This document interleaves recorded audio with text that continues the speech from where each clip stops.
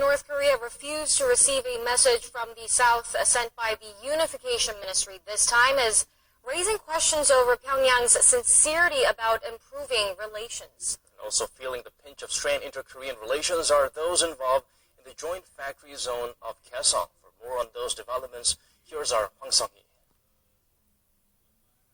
South Korea slammed North Korea on Friday for lacking sincerity. A day earlier, Pyongyang's top official in charge of inter-Korean affairs sent a message to Seoul detailing the regime's willingness to talk things out. That letter was sent as the North fired artillery shells across the border. The artillery shelling is a clear example of North Korea's attempt at covering the sky with its palm. This raises even more questions about its sincerity. Adding to Seoul's skepticism, Pyongyang refused to accept a message from South Korea's unification minister on Friday, which called on the regime to take responsibility for its actions. The latest escalation in tensions has already taken a toll on the Kaesong Industrial Complex. The unification ministry restricted entry of South Korean workers, permitting only day trips by businessmen directly involved in operations. The factory zone is virtually the last remaining form of inter-Korean cooperation, but often suffers whenever there is a rise in tensions. It's a very grave situation. The government has allowed a minimum number of South Korean nationals to enter the Kaesong Industrial Complex to ensure their safety. Despite heightened tensions, some North Korea watchers say the current conflict should be handled both militarily and politically through much-needed dialogue. If South and North Korea can narrow the gap on pending issues by reaching an agreement, they can turn today's crisis into an opportunity. When asked about plans for its next measure against the North, Seoul's unification ministry said that it will keep a close eye on the developments and take action accordingly. Hwang Sung-hee, Arirang News.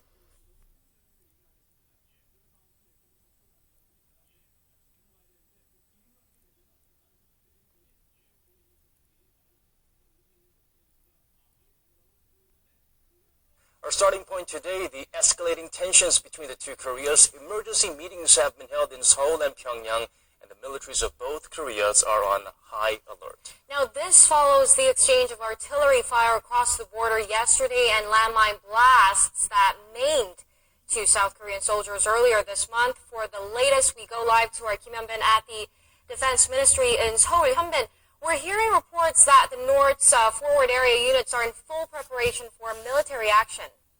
Sure thing. North Korean leader Kim Jung Un has declared a quasi state of war and ordered his chief commanders to join frontline troops to prepare for military operations. We have received orders from the Supreme Commander to fully arm our troops on the border and issue a quasi state of war starting at 5 p.m. on Friday. Military officials say that they have detected movements of Scud and Rodong missiles, which can be fired at any given moment. Scud missiles have a range of 500 kilometers, while Rodong missiles can cover up to 1,200 kilometers, meaning that both are able to target the Korean peninsula when fired from the border. The military says it is keeping close watch for any movements. Amid the high tensions, Defense Minister Han Min-gu released a statement to the nation on Friday, assuring the public and putting his foot on the ground on North Korean issues. If North Korea decides to provoke, as we warned, we will retaliate mercilessly and make them pay. Korea-US is under a mutual assistance system and will contain future provocations from Pyongyang. Han said earlier in the day that the provocation could take place soon after the deadline tomorrow. Mr. Han emphasized that the military will strongly counter any provocations from the North. South Korea's defense ministry sent a message to Pyongyang through their inter-Korean communication line Friday morning, and stated that the recent landmine explosions at the DMZ were a clear violation of the Armistice Agreement and the Non-Aggression Pact. It also emphasized that if North Korea launches another provocation, Seoul and Washington will be justified in exercising self-defense by strongly retaliating, with North Korea clearly at fault. Well, the timing of this sudden escalation is noteworthy and unusual for North Korea, as it coincides with one of the biggest annual joint military drills between South Korea and the U.S. So how are the two allies cooperating at this moment? Well, a South Korean military official said the two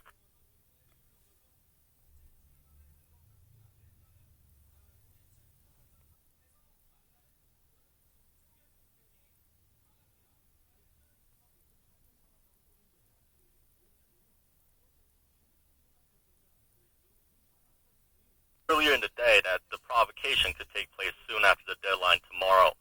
Mr. Han emphasized that the military will strongly counter any provocations from the north. South Korea's defense ministry sent a message to Pyongyang through their Inter-Korean communication line Friday morning, and stated that the recent landmine explosions at the DMZ were a clear violation of the armistice agreement and the non-aggression pact.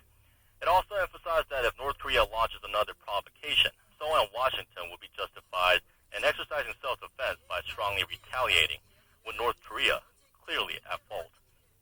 Well, the timing of this sudden escalation is noteworthy and unusual for North Korea, as it coincides with one of the biggest annual joint military drills between South Korea and the U.S. So how are the two allies cooperating at this moment? Well, a South Korean military official says the two countries are currently clearly at fault. Well, the timing of this sudden escalation is noteworthy and unusual for North Korea, as it coincides with one of the biggest annual joint military drills between South Korea and the U.S. So how are the two allies cooperating at this moment? Well, a South Korean military official says the two countries are currently working under the so-called Joint ROK-U.S. Counter-Provocation Plan. Now, this means South Korea's chairman of the Joint Chiefs of Staff, Chae Yoon-hee, and U.S. Forces Korea Commander General Curtis Scud are sharing military intelligence in real time. Now, the plan, which was adopted a couple years ago, allows the U.S. to help the South during local provocations. And in fact, this is the first time in almost 40 years that Seoul and Washington are sharing joint operation systems in real time. Now, as you mentioned, the two countries are engaged in their Urji Freedom Guardian exercises, drills the North regularly condemns, now accusing them of being a rehearsal for war. The U.S. has brought over state-of-the-art weaponry for the exercise, including A-10 bombers and Bradley tanks, and South Korea has deployed its F-15s and Aegis destroyers for the drills. Now, the level of tensions we're experiencing right now is quite disturbing. Seoul's reaction as of late is quite a contrast to its usual calm and collected manner of the past. So, will South Korea continue to blast the propaganda broadcasts across the border? Yes, South Korea is refusing to let North Korea dictate its actions, as Seoul resumed the broadcast in the early hours of Friday morning at 1 a.m. Korea time to be. We're experiencing right now is quite disturbing. Seoul's reaction as of late is quite a contrast to its usual calm and collected manner of the past. So, will South Korea continue to blast the propaganda broadcasts across the border?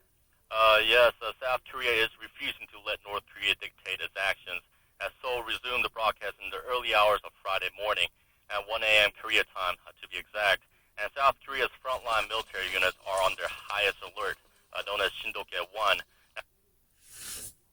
Across the border.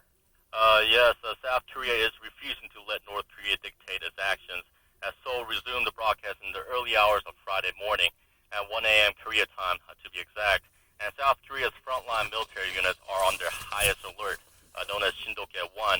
Now, this system is similar to the watch gun system used by the United States. Now, it means troops are in full military gear with live ammo and are waiting orders. So, clear indication there of how seriously South Korea is taking this. Now, the sharp escalations in tensions comes after North Korea warned on Thursday that it will take further military action if South Korea continues to broadcast anti-Pyongyang material across the border. It says Seoul have 48 hours to power down the loudspeakers. So given the time of the announcement, the deadline once again is Saturday, 5 p.m. Korea time. This has been Kim Jung Un reporting live from the Ministry of National Defense in Seoul. Thank you very much for that report. Meanwhile, President Park Geun-hye, who cleared her schedule to keep tabs on the security situation on the peninsula, paid a surprise visit to a key military base today. And there she ordered rapid response to any North Korean provocations. Choi Yoo-sun reports. At the headquarters of the 3rd Army south of Seoul, the base overseeing the South Korean troops at the Western Front, which was targeted by North Korean artillery fire on Thursday, President Park expressed zero tolerance for Pyongyang endangering South Korean people. After being briefed on the current situation, she took note of the South Korean military's quick and stern response to Thursday's attack. President Park then called on the military to maintain readiness to immediately counter any additional provocation by the North. 또 상황이 발생했을 때는 선 조치 후 보고하기를 바랍니다. 평소에도 여러 차례 얘기했듯이 대통령은 군의 판단을 신뢰합니다. By visiting the military base as South Korea's commander-in-chief, President Park displayed her principle and will for a firm response while seeking to boost the troops' morale.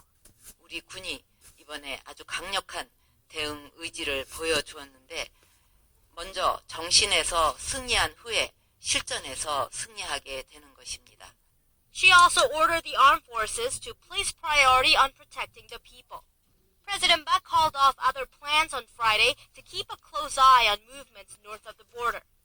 North Korean leader Kim Jung Un has ordered his troops near the border to enter a wartime state Friday and vowed more military action Saturday unless Seoul stops its anti-Pyongyang broadcast. The presidential office in Seoul will be working throughout the weekend and is expected to convene another meeting of the National Security Council's Standing Committee on Saturday. 최유선, 아리랑 뉴스.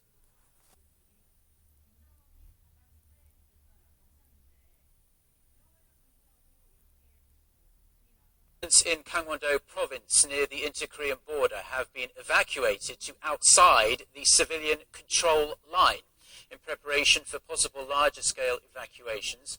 The province is inspecting its emergency shelters. Now, tourist destinations like the Cheolwon Peace Observatory and the DMZ Museum have been closed and their staff pulled out to a safer location.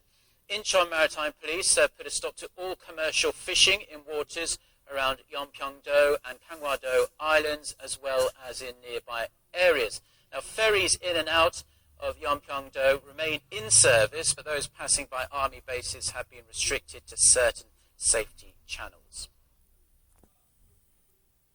Coming up, North Korea claims to be prepared to fire its missiles at South Korea if the anti-Pyongyang propaganda speakers aren't removed by Saturday at 5 p.m. Korea time.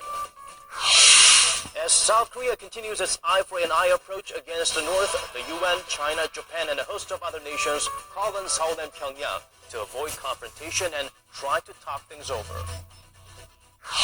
The boiling tensions between the two Koreas may have taken a toll on the South's financial market, but that impact is expected to be limited, as it has been with similar instances in the past. It's midnight here in South Korea. Welcome to the newscast. I'm Daniel Che. Well, emergency meetings have been held in Seoul and Pyongyang, and the militaries of both Koreas are on high alert. This follows the exchange of artillery fire across the border on Thursday and landmine blast earlier this month. For the latest, we connect to our Kim Hyun-bin at the Defense Ministry in Seoul, as we have been doing all day long. Hyun-bin, could you give us the latest? Sure thing. North Korean leader Kim Jung Un has